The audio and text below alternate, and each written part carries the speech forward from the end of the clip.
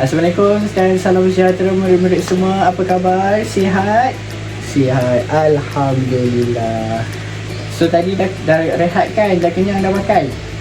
Okey, so perut dah kenyang. Cikgu nak awak semua fokus dan buka minda semua untuk pembelajaran kita pada hari ini. Sebab hari ini cikgu akan ajar satu benda yang sangat istimewa dalam kehidupan kita. Ianya sangat kecil, tetapi ianya menjadi asas kepada sesebuah hidupan. Apa maksud hidupan? Manusia, haiwan dan juga tumbuh-tumbuhan. Bagus. Okey. Yang pertama, apakah alatan ini? Siapa tahu angkat tangan? Okey, bagus. Ramai yang tahu. Okey, kelas. Apa nama peralatan ni? Mikroskop. Okey, apa kegunaan mikroskop? Ya? Pandai. Okey, mikroskop seperti kawan awak cakap tadi, ianya digunakan untuk melihat objek yang sangat kecil. Salah satu bendanya ialah contoh mikroorganisma. Bagus. Yang lain? Sel. Okey, bagus. Okey, sel juga dilihat menggunakan mikroskop. Okey, bercakap tentang sel, cikgu bawakan dua contoh. Siapa tahu ni? Telur dan bawang. Okey, kedua-dua ni adalah daripada organisma yang berbeza. Yang pertama, telur berasal daripada haiwan dan bawang berasal daripada tumbuh-tumbuhan. Okey, jadi pembelajaran kita pada hari ini ialah bukan berkaitan dengan telur ataupun berkaitan dengan bawang, tetapi berkaitan dengan sel haiwan dan juga sel tumbuhan. Okey, bagus. Okey, baiklah semua. Seperti yang cikgu katakan tadi, kita akan belajar mengenai dua buah sel, iaitu sel haiwan dan juga sel tumbuhan. Okey, so kat depan ni cikgu dah sediakan sel haiwan dan juga sel tumbuhan. Jadi cikgu lantik awak semua hari ni jadi detektif sel. Boleh? Siapa nak jadi detektif? Okey, bagus.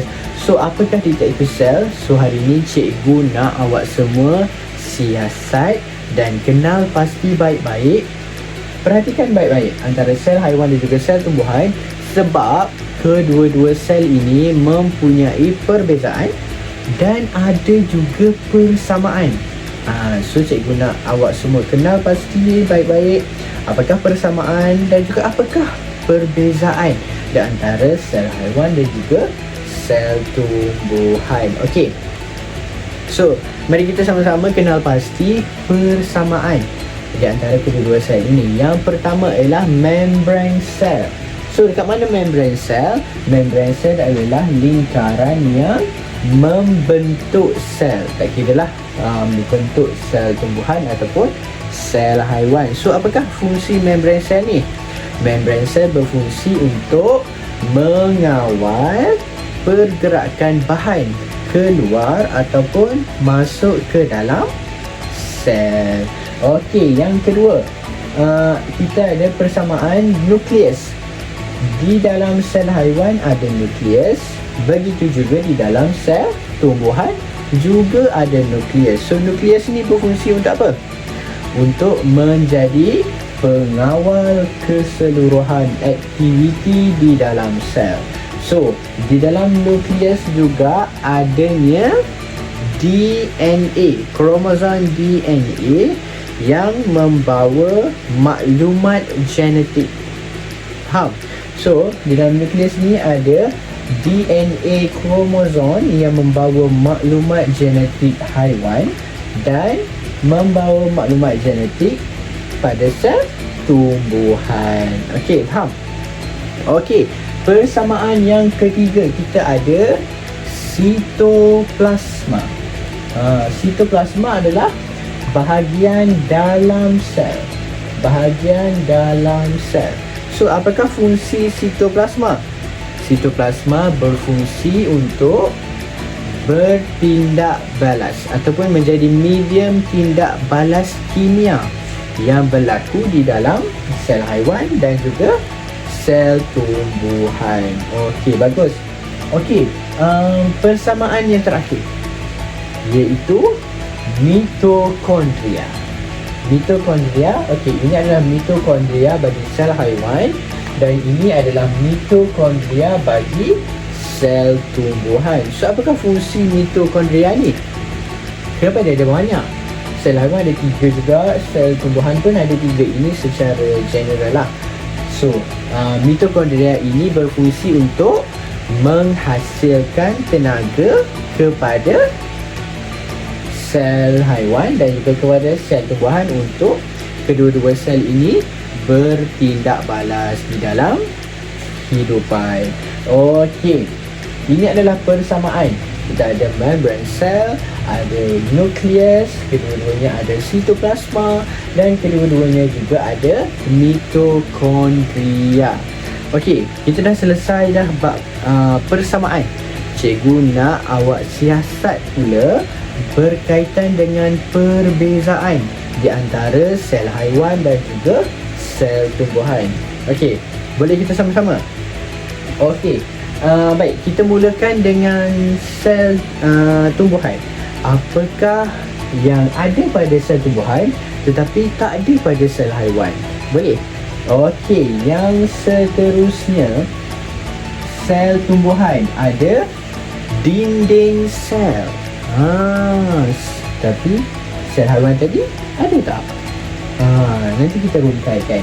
Okey, dinding sel pada sel tumbuhan berfungsi sebagai memberikan sokongan kepada sel tumbuhan dari segi perlindungan dan mengekalkan bentuk tetap kepada sel tumbuhan. Okey, yang kedua, kita dapat lihat pada sel tumbuhan juga ada benda biru besar ni. Apa ni? Namanya adalah vakul. Okey, vakul ni untuk apa?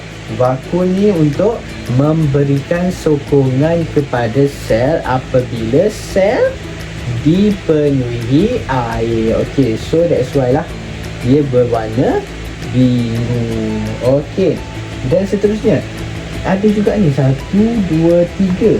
Kita panggil ini adalah kloroplas. So, seperti yang semua tahu, tumbuhan membuat makanan melalui proses fotosintesis. So, kloroplas ini bekerja di dalam sel tumbuhan sebagai penyerap cahaya matahari untuk proses fotosintesis. So, dan yang terakhir, kita dapat lihat tadi sebagai ada dinding sel. So, maksudnya sel tumbuhan ialah berbentuk tetap. So, kalau tengok dalam mikroskop pun, ianya akan berbentuk segi empat macam ni saja. Faham? Okey. So, selesai persamaan dan selesai perbezaan untuk sel tumbuhan. So, kita tengok pula sel haiwan. Apa yang berbeza dari segi organel dalam sel tumbuhan dan sel haiwan? Okey. Kalau tadi sel tumbuhan ada dinding sel, tetapi sel haiwan tiada dinding sel. Boleh? So, ingat, sel haiwan tiada dinding sel. Yang seterusnya, sel haiwan tiada vakul. Tengok, ada tak organel biru dekat dalam ni? Tak ada. So, sel haiwan tiada vakul. Itu adalah perbezaan. Kalau soalan tanya perbezaan di antara sel haiwan dan juga sel tumbuhan, salah satu jawapannya adalah sel haiwan tiada vakul. Okey, seterusnya adalah sel haiwan tiada kloroplast. Boleh?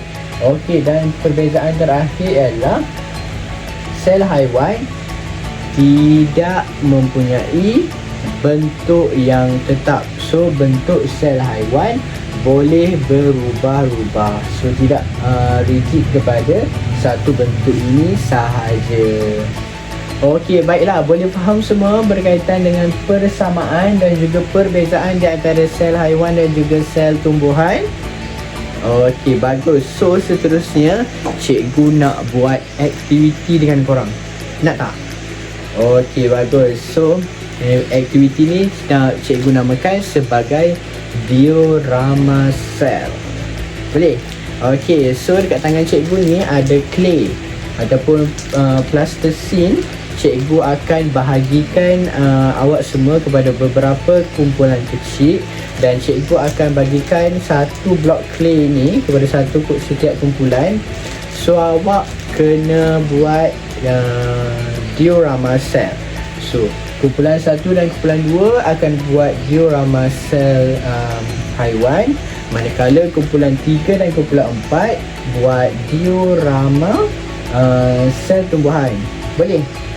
Okey, cikgu bagi masa 10 minit untuk awak siapkan diorama ini dan bentangkan di depan. Boleh? Okey. Okey, perhatian semua, 10 minit telah pun tamat. Okey, so ini adalah contoh diorama yang telah pun dihasilkan oleh setiap kumpulan. Okey, ini adalah diorama sel haiwan dan ini adalah diorama sel tumbuhan. Okey, kita tengok dulu yang hasil daripada kumpulan 1. Okey, kumpulan 1 menghasilkan diorama sel haiwan. So kita tengok diorama sel haiwan, ada membran sel, ada nukleus dan ada mitokondria. Cukup tak? Cukup tak organel yang seperti dalam sel haiwan? Cukup. Okey, tahniah kepada kumpulan 1. Seterusnya kita tengok pula hasil diorama sel tumbuhan daripada kumpulan 4. Okey, kita tengok hasil kumpulan 4. Okey, ada sitoplasma, ada dinding sel, bagus. Ada ini nukleus. Okey, ini nukleus, ini vakul. Okey, bagus. Ini apa ni? Ini adalah mitokondria.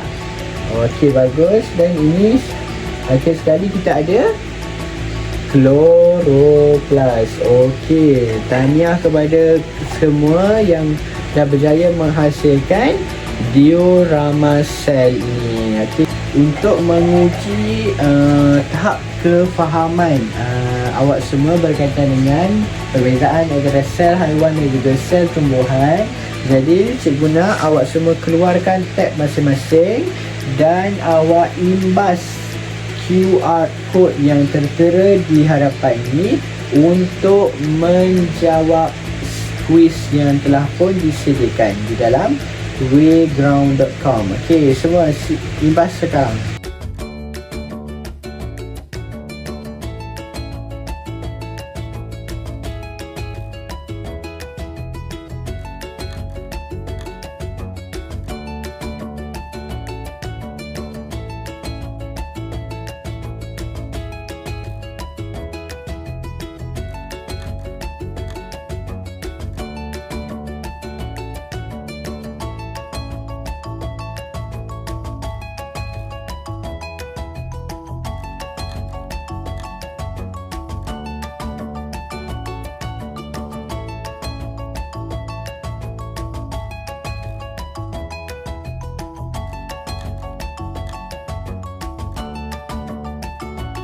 Okey, baiklah semua.